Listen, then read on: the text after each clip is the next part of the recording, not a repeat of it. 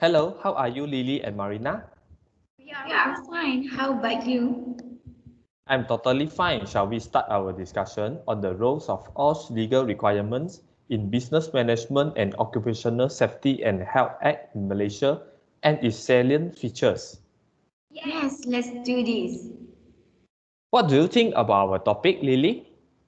The way OSH management is implemented is very important. There are two acts binding all organizations in Malaysia in order to ensure the workers are being protected from all risks coming from the workplace hazard, such as a factory and machine 1967, FMA 1967, and occupational safety and health at 1994, OSHA 1994. Regulation, guidelines, and codes of practice have been drawn up to support both acts. In your opinion, what do you know about OSH legal requirement and Occupational Safety and Health Act in Malaysia? As I know that OSH legal requirement is a legal duty and compliance which attribute the responsibility for safety and health at work in the company to the employer. In Malaysia, there is a Occupational Safety and Health Act 514/1994, which is called OSHA 1994. Law 514 provides a straightforward declaration that the responsibility for occupational safety and health at workplace are shared between the employers and the workers, since the employers are the ones who provide the working environment which give rise to hazard at work, and the worker are the one who have to work with this hazard. The self-regulation approach allows the employer to develop an effective safety organization and efficiency through self-regulation, a schema designed to accommodate the sector of the organization. Consultation must therefore be held between employers, employees, and the government on any topic related to safety at work, and collaboration between employers and staff must be developed to safeguard and enhance safety and health quality at work. The Occupational Safety and Health Act 1994, in its current form, 1st of January 2006, consists of 15 parts containing 67 sections and 3 schedules that includes preliminary appointment of officer, National Council for Occupational Safety and Health, general duties of employer and self-employed person, general duties of designer, manufacturers and supplier, general duties of employees, safety and health organization, and so on. Yuan, can you talk about what is the aim of this act? Sure, the aim of this act are to secure the safety, health, welfare of persons at work against risk to safety or health arising out of its activities of person at work. The second one is to protect the person at the place of work other than the person at work against risk to safety or health arising out of the activities of the person at work. The third one is to promote an occupational environment for persons at work which is adapt to their psychological and physiological needs. The last one is to provide the means whereby the associated occupational safety and health legislation may be progressively replaced by a system of regulation and approved industry codes of practice operational in combination with the provision of this act designed to maintain or improve the standard of safety and health. Yes, it's true. The Department of Safety and Health is the government agency that is primarily responsible for the administration, management, and implementation of OSH legislation, which seeks to promote OSH culture in all workplaces and ensures that all jobs and activities are secure and healthy for the worker. George is in charge of ensuring the protection, health, and social welfare of workers and of protecting other employees and the public against the safety and health risks resulting from the following activities, such as agriculture, forestry, and fishing, building construction, and engineering work, chemical, occupational health, economics, and others. It is the most relevant laws specifically related to industrial safety in the industry, the OSH Act of 1994 and the Factories and Machinery Act 1967, which have been implemented under the Ministry of the Human Resources by the Department of Occupational Safety and Health. Wait, is other legislation which extend the protection of safety and health during employment and relate to the workplace? Yes, it does have. Legislation related to OSH are enforced by other relevant ministries in Sabah and Sarawak. The state government also enacted that the state ordinance which also concern with safety and health matters. There are Ministry of Human Resources, which is Petroleum Safety Measures Act 1984, Act of 302, Employment Act 1955, Act 265, while for Ministry of Finance, there are Employees Provident Fund Act 1999, that Act 452. Other than that, there are Ministry of Natural Resources and Environment, which are Environmental Quality Act 1974, that Act 127.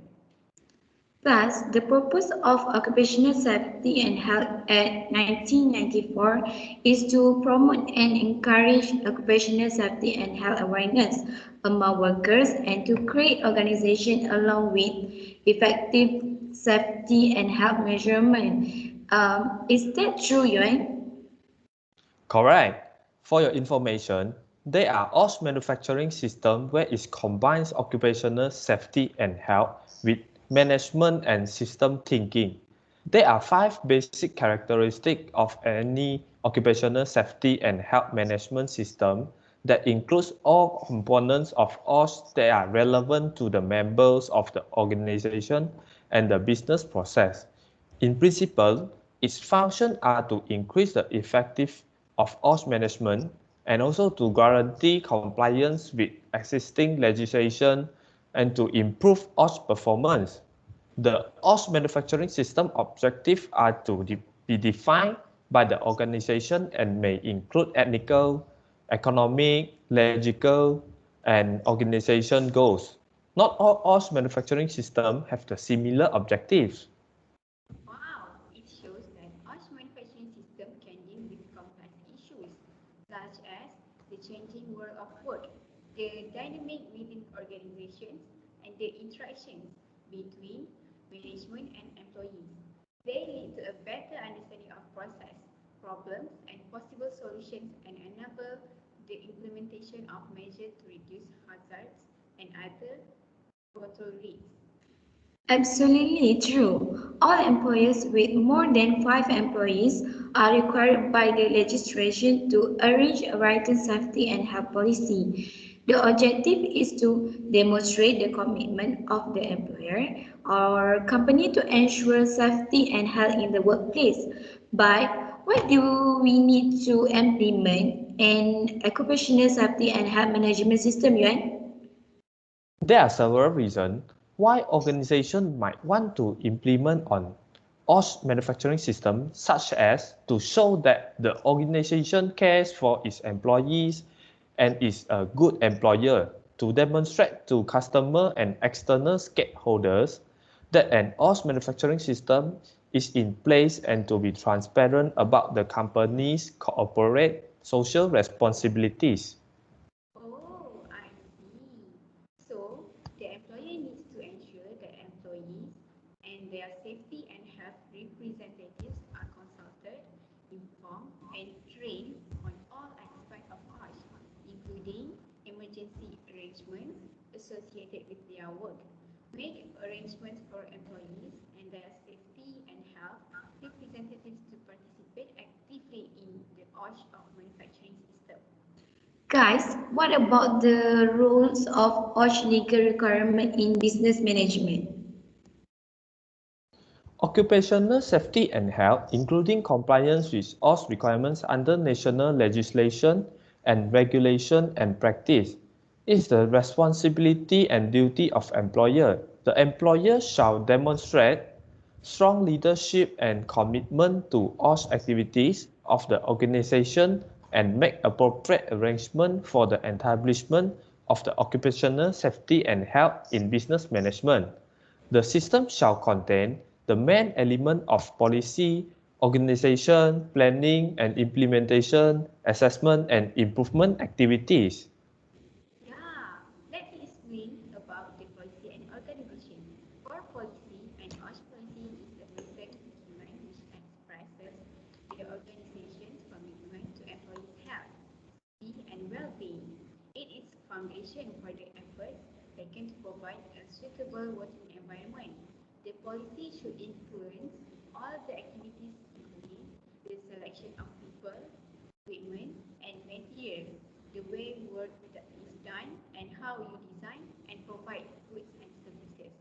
For organizing, the employer has to clearly define responsibility, accountability, and authority for the OSHA manufacturing system. Every members of the organization should be understand their respective responsibility, authority, and accountability for OSHA issues. The organization should be ensure that every employee is accountable for their health and also of their co-employees. It should also consider incorporating this accountability into job description where they exist and make a point of reviewing it during performance appraisals.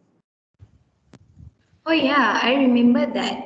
For planning and implementation, in order to achieve the safety and health objective, the organization should be prepare their OSH plan. OSH plan can be served as a roadmap. The plan should identify and allocate responsibility and authority to deliver the OSH objective at each relevant level. It will tell the organization what has to be done, when it has to be done, who is responsible, and what to achieve. It should also identify the tasks to be implemented, allocated time scale to meet the related objective and resource. Example like financial, human, equipment, and logistic to each task. Next, for assessment, the employer shall identify hazard, assess and control risk. Hazard identification is the process of identifying hazard in the workplace or for a work procedure. Risk assessment involves the estimation and evaluation of risk level taking into account the existing control.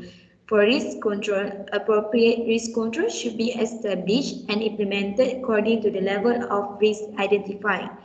The last one is improvement. In improvement, the organization should have effective procedures for preventive and corrective action resulting from OSH business management performance, monitoring and measurements, audits and management reviews.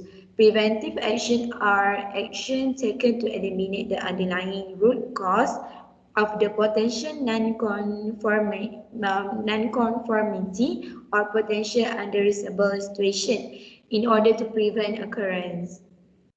This law also specifies the general duties of employers, self-employed person, manufacturer, designer, supplier, and others. And do you know about OS manufacturing plan? Oh, for OSH manufacturing planning, firstly, they need to identify OSH hazards and assess their risks. Second, establish methodology and procedure to identify hazards and assess your OSHA risks. Third, reduce OSHA risks by selecting the appropriate controls. Fourth, establish procedures to select your controls. Fifth, implement your control selection procedures. Sixth, maintain your control selection procedures. And finally, identifying, document, implement the environmental aspects. Establish procedure on identifying experimental aspects. Furthermore, there are several acts in OSHA 1994 that defines the general duty, which divided by three sections. First is general duty of employer and self-employed person.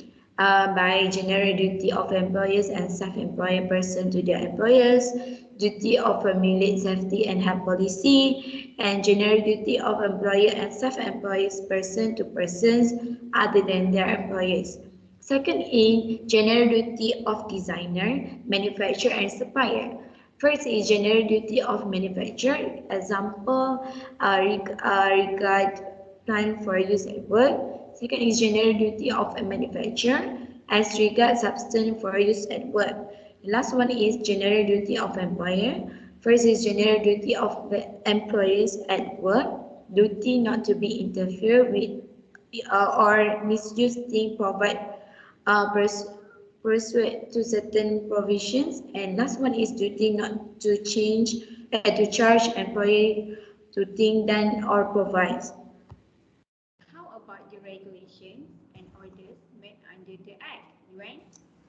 The regulation and orders made under the Acts are the Occupational Safety and Health, which is Employer Safety and Health General Policy Statements, Except Regulation 1995.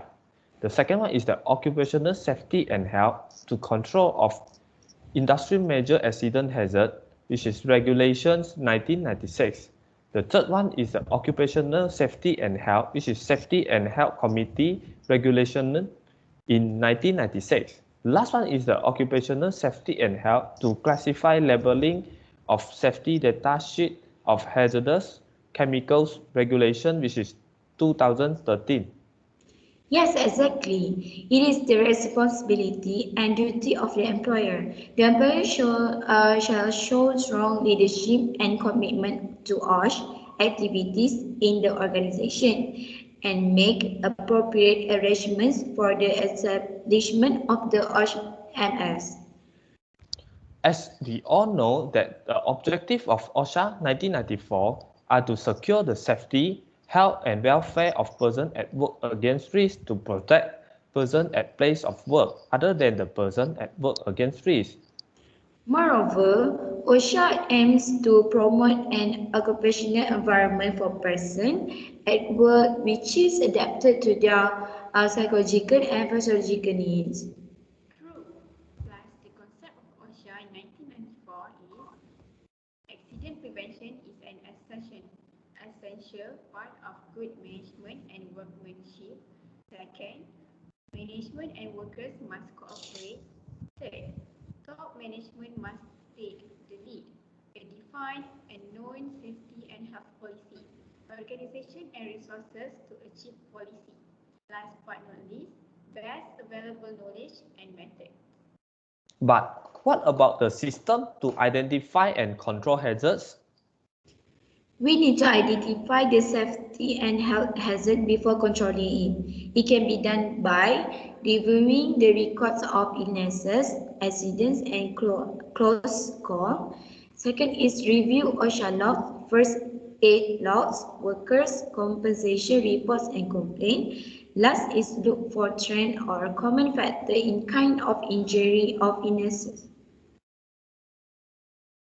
So, we can conclude that the management in business give an approach to us.